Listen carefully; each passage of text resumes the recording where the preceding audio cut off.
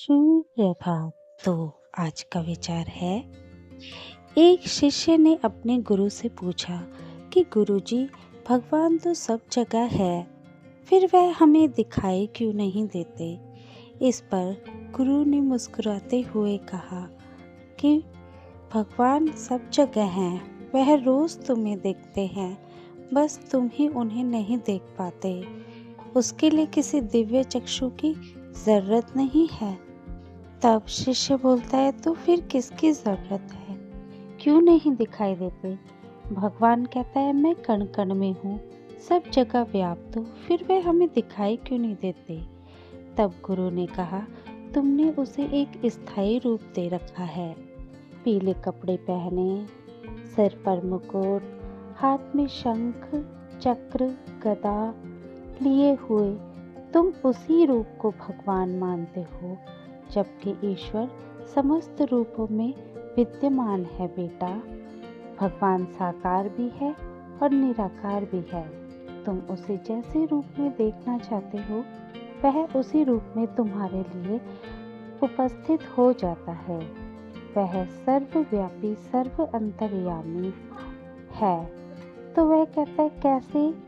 तब गुरु बोलता है, देखो, ईश्वर रोज सवेरे माँ के रूप में तुम्हें जगाता है जब तुम स्कूल के लिए देर कर रहे होते हो। पिता के रूप में वह तुम्हें अनुशासित करता है, क्या सही है क्या गलत है, सब तुम्हें बताता है। तुम्हें कैसे चलना चाहिए, कैसे बोलना चाहिए, इस दुनिया में कैसे रहना चाहिए, सब पिता बताता है। शिक्षिका के रूप में वह तुम्हें शिक्षित करता है, तुम्हें हर तरह का ज्ञान देता है। इस अज्ञानी संसार में ज्ञान की रोशनी है।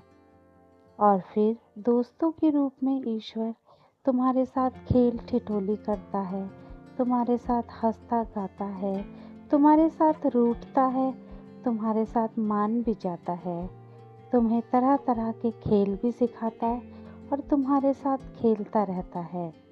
वहीं ईश्वर दोस्तों के रूप में तुम्हें समझाता भी है और भाई बहनों के रूप में खेलता रहता है। इस तरह ईश्वर सभी रूपों में विद्यमान होता है। ईश्वर ने कभी भी तुम्हें अकेला नहीं छोड़ा। हर पल हर समय वह तुम्हारे साथ है।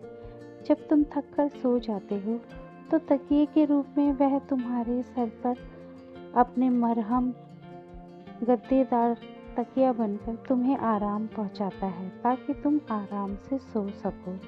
वहीं पानी के रूप में जब तुम्हें प्यास लगती है तो वह तुम्हारी तृष्णा, तुम्हारी प्यास मिटाता है, ताकि तुम आराम से सो सको और इस जिंदगी को जी सको। जब तुम्हें भूख लगती है तो वह भोजन के रूप में तुम्हारी भूख मिटाता है, ताकि तुम आराम से अपने काम को आगे बढ़ा सको और इस दुनिया में जीवित रह सको। खाने से हमें कई तरह के पोषक तत्व मिलते हैं। वो पोषक तत्व कौन है, कहाँ से आता है ये अनाज, यह सब ईश्वर ही तो है। पर हमने तो बस उसे एक दूसरे रूप में ही समझ रखा है। समझे तुम?